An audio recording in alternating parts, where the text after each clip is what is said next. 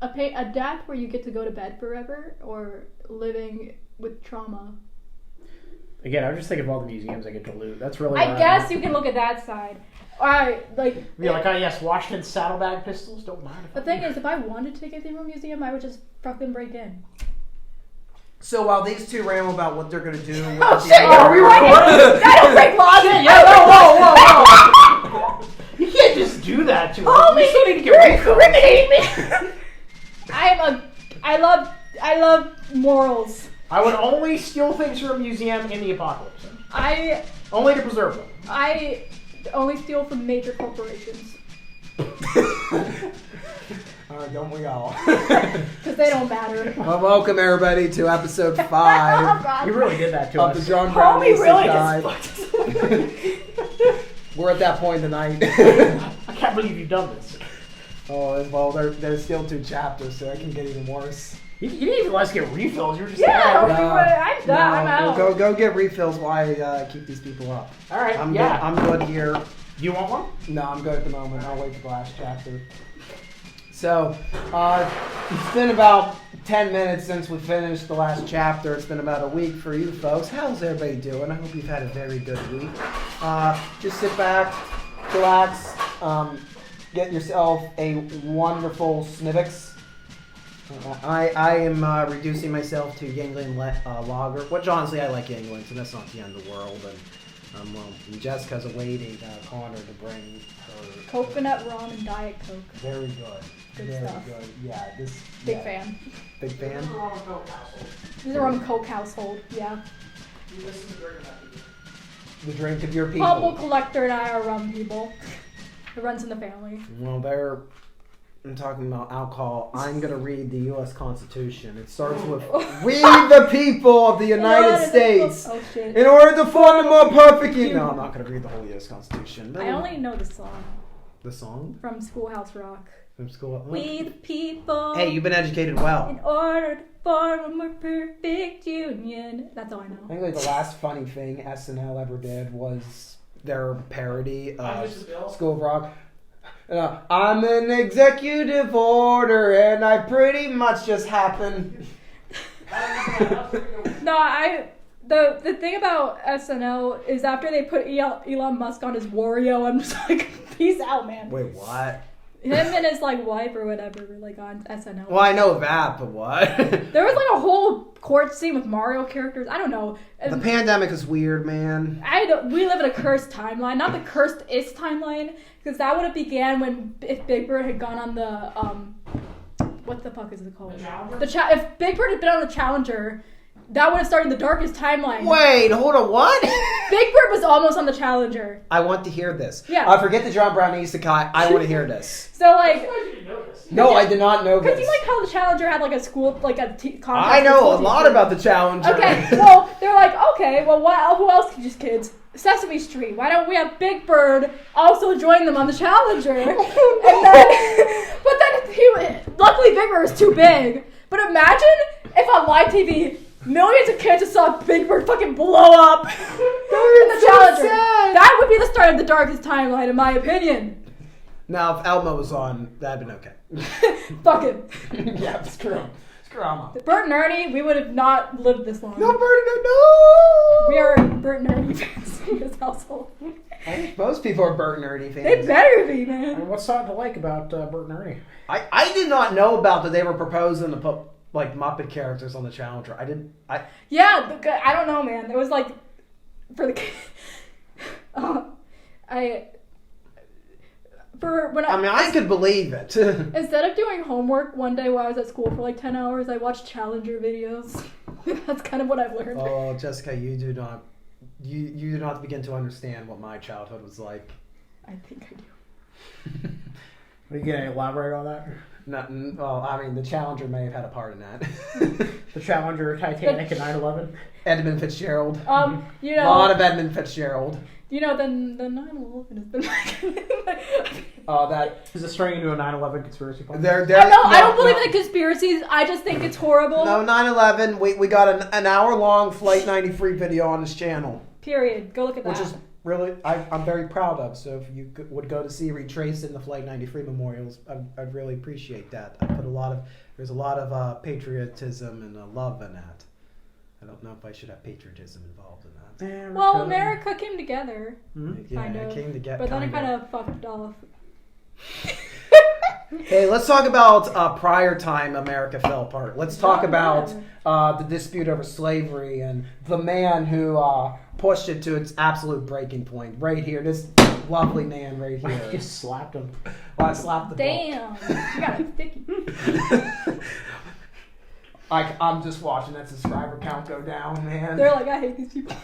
What happens in the history videos, man? Well, that's why this is a history video. Well, that's why we're pacing it once a week. History's fun if you add weekdays are for education and work. Weekends are for fun. Period. This is a weekend, yeah. Well, Thursday starts the weekend. Well, if you're lucky. If you're an alcoholic. All right. So, what do we leave off with? Give me a recap of the last chapter. So, in the last chapter, John Brown raided Harper's Ferry and freed a town of its slaves, and the kingdom didn't like that, and that's basically what happened. I think. I don't think I missed anything there, really. No. They went through with the second raid of Harper's Ferry. Yes. Which was quite clever and went over my head. Yeah, this poor man, he sort of deflated upon realization. Like, wait, that was a reference? Yeah, man. He did not understand the reference. Like Captain America over here, I understood that reference. All right, so let me pull up Chapter 5. For the dawn of old John Brown has brightened into day. Oh, we get another quote. So the last quote was John Brown's final words. This one actually is going back to the provincial. Oh, John Brown's book just took. I guess it wasn't your final words, buddy. I thought it was. Sit there, John. Hey, I need a good framed portrait of this man when we're done with this book. You should commission one. Yeah, he needs to be on the wall with other famous figures that I randomly have on my wall for no reason. Yep. He'll go up there with Teddy. Yes, John Brown and Teddy Roosevelt. Name a more iconic duo. BFFs. Yeah, what a pair. So, this is a quote from the provincial constitution. Remember again, this guy had a provincial constitution written, had a provincial government set up, had appointed himself. He had appointed key positions in his provincial government before he went in and did what he did at the real Harper's Ferry. All persons of mature age, whether prescribed, oppressed, and enslaved citizens, or the prescribed and oppressed races of the United States, who shall agree to sustain and enforce the provincial constitution and ordinances of this organization, together with all minor children of such persons, shall be held to be fully entitled to protection under the same. Article 1 of the Provincial Constitution, Ordinances, 1858, prepared by John Brown. Another month passed before the first constitutional convention of Fair. The trial of the garrison soldiers and the petty nobles of the town took place in the newly established court of Fair. Previously, the mayor of the town and the baron were the ones responsible for crime and punishment. A jury of respected freemen were elected for the trials. Most of the garrison members, who mainly consisted of poor young men who had taken up the job for the salary, were declared to be not guilty and freed, except for the ones who had been found to mistreat slaves in the past, who were put into hard labor in public works projects. Those who had owned slaves themselves were hanged and had their property confiscated. The trials of the petty nobles went a whole lot worse for them. Almost all of them, except for the pettiest ones, owned slaves. Their property were confiscated, and they themselves were hanged for their crimes. There was virtually no nobility left in the town after the trials. It was becoming clear that the institution of slavery was incontrovertibly connected to that of nobility and aristocracy. The social order of Gemmenplatz would have to be upended if the people were to be truly free. After the trials were over, the focus was set on turning the ragtag organization of anti-slavers into a functioning government. A month of debates and preparation culminated in the Constitutional Convention, where the citizens gathered in the former Baron's manor to decide on the order. Oh boy, Constitutional Convention. Oh yeah, this is going to be fun. I was making a joke about reading the Constitution, but maybe now that brought more precedent. Right there it is. Smack dab in the middle of the table now, where the priority should be. And just like the last Constitutional Convention, I'm sure this is going to go well. John Brown just walks up to the table, pulls out his pocket Constitution, slaps it down. He pulls a me. Yep. So you see this? We're going to do this. Wait, sir. What's the 14th, 15th, and 16th Amendment? My crap, I got the wrong amendments for the Civil War. It's the 13th, 14th, and 15th. Wow. Fake fan. It's pretty late in the night. Yeah, I know. It's pretty late at night. All 8:45! Oh man, wow. past my bedtime, gotta go. Got a lot more drinking ahead of me, a lot more reading. Anyways, you may proceed. Okay. The people of this world knew of democracy despite government plots being ruled by an emperor. Towns usually had mayors that were elected, and there were independent city-states ruled by elected officials, though voting was usually restricted to those holding wealth or land.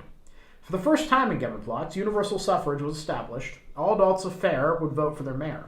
All adults currently protected under the League of Gileadites, the town of Fair, rural settlement surrounding Fair, and the town of Liberty Cave, would vote for a provisional president along with electing representatives for a provisional government that would be convened in the Baron's Manor in Fair. The former slaves of the town had observed in trials that the main driving force behind slavery were the nobility and the aristocracy of government plots. All noble titles were officially rejected in the new constitution. There were no nobles left who could object to this change. Everyone would be an equal citizen who'd have equal vote and equal say in this new government. The rest of the convention continued with more minute details, establishing ministries, deciding on punishments for various crimes, deciding state borders and duties, etc. The last detail to be decided was the name of the new state that would be established, which by a majority vote was decided to be the federal... Molossia! Oh no, we're not going Molossia. Well, Molossia is a really cool micronation out in Nevada. Kevin Baugh, I'm not familiar with this one, no. the president, just want to give him a shout out. Really cool dude. Friend of yours? I don't know him in person, but anybody who decides to make a little micronation that breaks off from the United States, I'm always going to support, Pretty cool dude. No, I understand. I want to go visit. I want to make that a Figured Out Productions video. Oh, it should be. Yeah. Yeah. Cross-country road trip? Yeah. To Molossia. So, no, I don't think Brown's choosing Molossia. What did he choose? He chose the Federal Republic of Ghana plots, or the people chose the Federal Republic of Ghana Oh, plots. he ain't going to change the name. Or the FRG. The FRG, you ain't going to change the name that much? Oh, yeah. Okay. The first states to be admitted to the new republic were the state of Fair and the state of Liberty Cave. The League of Gileadites would continue to function as the army of this newly established republic, and the Anti-Adventurers League would continue its existence as something akin to a political party.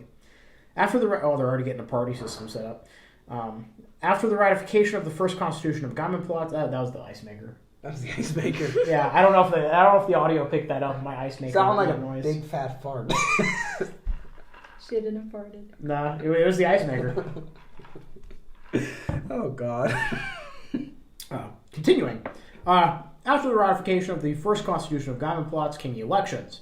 Brown refused to run. He was a man of action, not one of talk and politics. Plus, he thought it'd be better if the people of Gammon Plots ruled themselves instead of him consolidating power as a de facto dictator. For her actions during the Siege of Fair, Miss Ain, who had been the leader of the Anti-Adventurers League and given them the order to burn the port down, had gained great respect from the freemen of, in, and outside of town. She was elected as the provisional president of the young republic. Brown was appointed as, or more accurately continued to be, the commander-in-chief of the League of Gileadites, which had now increased to a formidable force of 1,000 troops. Now that things had settled down for a bit, it was time for reconstruction. Burnt estates left ash behind. What was needed was to let something better rise from the ashes. Harper's Ferry had contained many valuables that were seized, not to mention property seized from the petty lords of the town. All that wealth needed to be redistributed properly. The Provisional Congress elected to allow land in the rural areas to be worked by those who volunteered, along with setting aside a budget to help with equipping and educating them. Freed slaves banded together to travel to the rural areas and jointly work together to create communal farms. Many of those freed slaves had been separated from their families and friends. These new rural communities granted them the support network they needed to survive as freemen. Budget was also set aside to repair and work on public works projects in and outside of town, such as roads, bridges, housing, defensive walls, and everything that would help further the prosperity of the citizens. Fair's walls were strengthened, and a wall of stone was built in Liberty Cave to protect it from ambitious adventurers. Brown had taken one of the quarters in the Baron's Manor as his office. The room was quite plain and utilitarian, only containing a desk, chair, writing implements, and drawers to store documents. He was with the officers of the League of Gileadites, along with other crucial staff, finalizing the plans for a grand campaign to liberate the neighboring cities. The ice maker again. Damn. Reports of unrest were already coming from those areas. The raids conducted by the League had made the economy of the duchy come to a grinding halt. Some of these state owners had even proactively emancipated their slaves, fearing that they'd be next. The grand plans of the general staff were interrupted when Captain Mighty, who had been tasked with raiding and keeping watch on the borders, entered the room.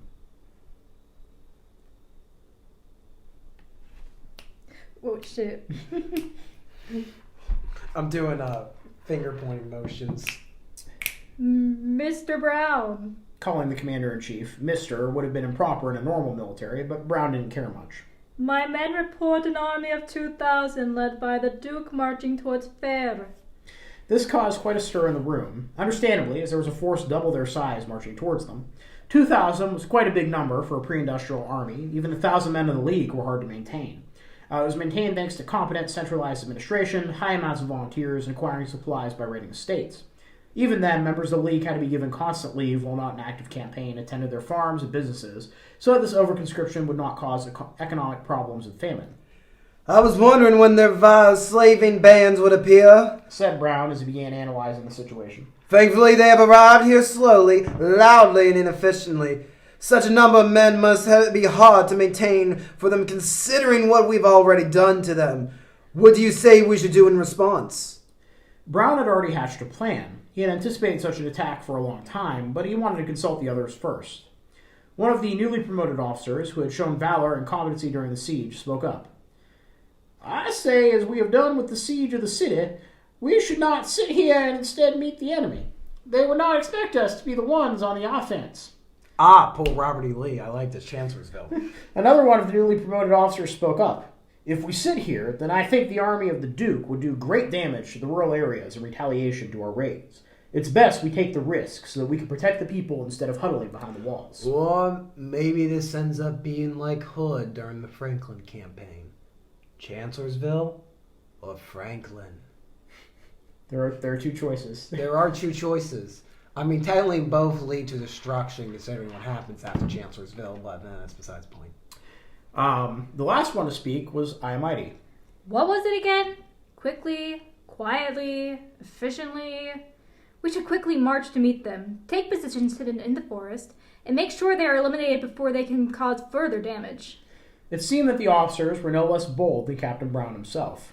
Good, then I don't need to spend time convincing the fine people of this quarter. The rest of the day was spent discussing and preparing for the counterattack. The staff office never went quiet for the whole day. Duke Robert and his vassals had been occupied the last month with gathering their retinues, recruiting adventurers, and calling levies. It was an army put together by the desire to protect the status quo of the realm, a most righteous cause in the eyes of the lords. Osato Watanabe, a great hero who saw him... That's a reference to the other work, isn't it? Yeah, I think. A great hero who saw himself as a gentleman was one of those who joined this great army. He had heard about the various malevolent acts of the thugs that had rebelled, of their disregard for tradition and custom, of how they had barbarically burnt down estates and threw into jeopardy the livelihoods of many. Some even had named the leader of these rebels as the King of Demons due to his actions. Killing a demon king? This seemed just like the kind of thing for a protagonistly hero like Osato. Followed by his harem, comprised of slaves dressed in maid outfits, as no sane woman would ever follow someone like him. Oh, wow, the anime... I was wondering when these anime tropes would have come rolling back through. Oh, thank God. He had taken rank right next to the Duke. To their surprise, the Duke's party found that the path was suddenly blocked by makeshift barricades. Sandbags? Chevaux de free! Hell yeah! Chevaux de free! Fuck yeah! Coming to save the motherfucking day, yeah! I'm sorry, it's just very exciting to see Chevaux de free mentioned anywhere. Not calling them spiky things, calling them by their correct Yeah, Chevaux de term. free, good old Frisian horses. I love calling the correct term, yeah. The 18th century equivalent of barbed wire. How to make me very happy using proper 18th, 19th century political terminology, military terminology. Indeed. Wagons, less exciting, and wooden stakes that were comprised this makeshift fortification. The fortification was manned by two companies, totaling 500 men, of the League led by Captain Brown.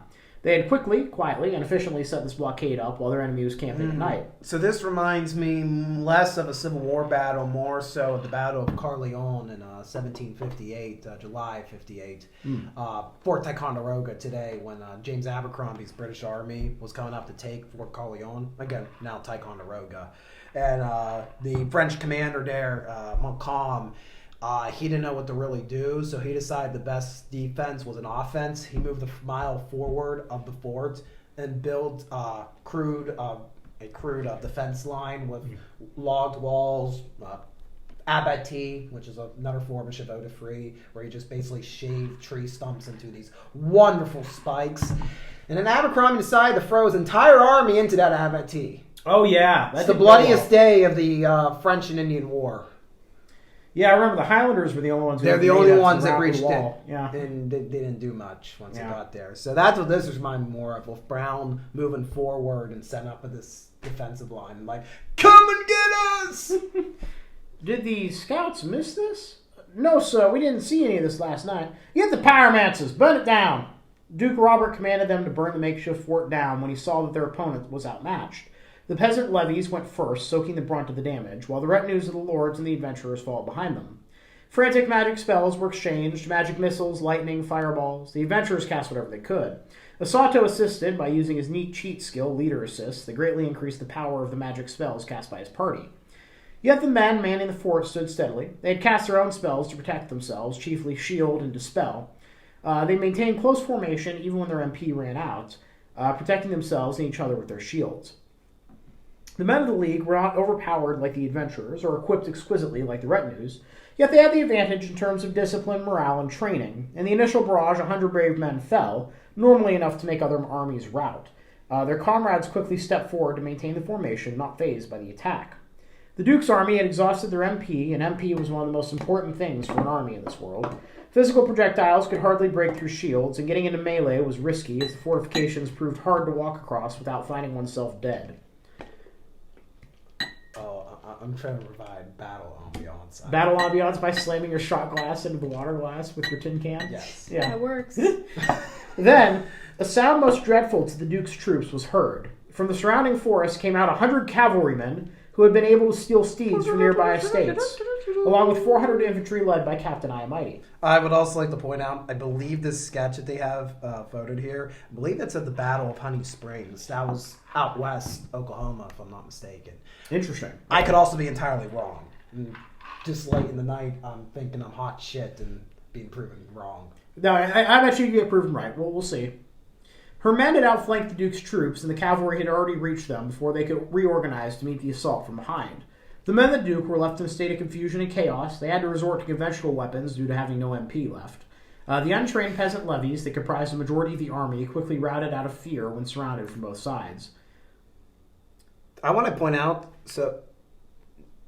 what was it? MP, they included even the mention of military police. That's cool. You know that's not what that means. You know. What does it mean? It's magic points, mana points.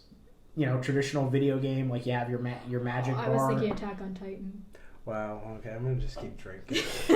I was wondering if we talked about that or not, because I was thinking of maybe pausing to mention what that was in case anybody didn't know, but... Well, I just proved that I have no idea about this stuff, so... Boy, imagine an army of peasant conscripts being overwhelmed by superior training and equipment. That's totally not happening somewhere in the world right now. No. Yeah. Moscow! Moscow! Yeah. In the conventional battle between cold weapons, the professional soldiers of the League excelled in supporting their comrades in formation, creating a force multiplier which could not be beaten just by cheat skills and expensive armor. Captain Brown's men in the fort began their charge as well, sandwiching the Duke's forces between two hostile forces. The first one to break were the adventurers, followed by the retainers and lords. The cavalry of Iamighty chased after the routing enemies, slaughtering and capturing them as they did so. In the Battle of Fair Field, many overpowered adventurers, such as Asato, were slain and their slave harems freed. The Adventurers Guild and the Duchy took a huge blow. Some branches were even forced to close due to a lack of members. Duke Robert was captured when he took an arrow to the knee and fell from his horse. I used to be an adventurer like you, and then I took an arrow to the knee. It's a Skyrim reference. Many lords met a similar fate as well. Many lordships were left vacant, the economy and military power of surviving ones destroyed due to the failed war effort. Today would be known as one of the most important days in the history of Gauntlets, being a turning point for the fate of millions. Then we get we're down to the notes here. Yeah. All right. In this chapter of the John Brown Isekai. Oh, we get more about Shibota Free. Holy! Shibota Free! Fuck yeah! Coming to save the motherfucking day, yeah! For explanation, me and a humble collector both have or had worked at a fortification museum in the past, so we get pretty nerdy. Yeah, we had Shibota Free. It was one of my favorite things. Yeah, so we get nerdy when we get to talk about Shibota Free and other fort defenses. So, some extra historical context. It's common for armies across ages to build temporary fortifications. Stakes, sandbags, ditches, trenches. One fortification that might not be familiar is the chevaux de frise. It's a term that comprises of many different types of field fortifications, but the ones that were used in this chapter are wooden anti-cavalry chevaux de frise, as the image above describes. Such models were used during the American Civil War, as well. Above is of a photograph of a Confederate chevaux de frise built during the Siege of Petersburg. Yeah, double points for Cabbage Preacher, not only used in chevaux de frise, but actually using it in a battle involving cavalry. Yes. That's pretty epic. Because, I mean, most chevaux de frise by the 19th century was just being thrown up there just for infantry purposes. So. Yeah. And it's in the actual, if you translate that from French to English, you'll see there's a literal mention of a horse in there. So it's actually meant to guard against cavalry. Yeah, because it translates to Frisian horses, yeah. Yeah. Yeah. Could men build such fortifications overnight? I know no examples of this happened in actual history, but I think it'd be quite possible for a trained army that is prepared for the situation to build simple fortifications quickly, quietly, and efficiently. And yeah, absolutely. Yeah, it's absolutely possible. I wouldn't even say you have to have the most trained army in the world. I mentioned earlier about the Battle of Corleone in 1758. They didn't have so true chevaux de frise is this cross section, it looks like an X from a certain direction. So it does take a little bit of effort to get that all organized. Yeah, all lined up. But you can do abatis with no problem. Just fell a tree, start sharpening the twigs. It's very simple to do, and it's still chevaux de frise and abattis is still used in certain forms to this very day. Mm-hmm. So that's the end of chapter 5. All right, maybe I have any thoughts. We're heading to the last hall after this. Well, this seems having like one major battle kind of decide the fate of the whole war seems to be pretty common in at least medieval kind of history for this time period. So I think that's appropriate. Guy took an arrow in the knee. I appreciate it. What the? Oh, Mike's back. He texted me. He was like, hello. Hello. What's up? I thought I was going to have to fight someone. Not much. We're just... No, Mighty. You don't have to fight anybody. I have to get my claw hammer. We're just finishing up chapter 5 right now. Ooh. Yeah. We just had somebody just walk in on the middle of the recording. Just for the rest of their wear. Special guest. And this gentleman, which we will call simply as Mike, that is totally not his real name. He is more than willing to join us for the final chapter if he feels up to it. Yeah, you can grab a drink and hang out. It's up to you. Sure. John Brown Isekai, man. Yeah. I listened to the first couple episodes and they were really fun. Oh, God. So, yeah, we just finished up chapter 5. Yeah. You missed the big battle, unfortunately. I will say, I did appreciate the fact that they made the note that like medieval standing armies weren't really a huge thing because they were expensive to maintain in pre-industrial societies. That was kind of neat too. I liked the setting up the new government. You know, I like the world building stuff. World building is kind of my favorite thing. So. Yep. And again, last that I've seen from Cabbage Preacher, her plan is like to redo this as a full-fledged novel. So I'm very interested to see what you can do with an expanded edition of this. Man, there's so much you could do. Like I feel like there's a lot of side characters. That I want other historical characters like getting thrown into this, and Brown's like, wait, what? Mm-hmm.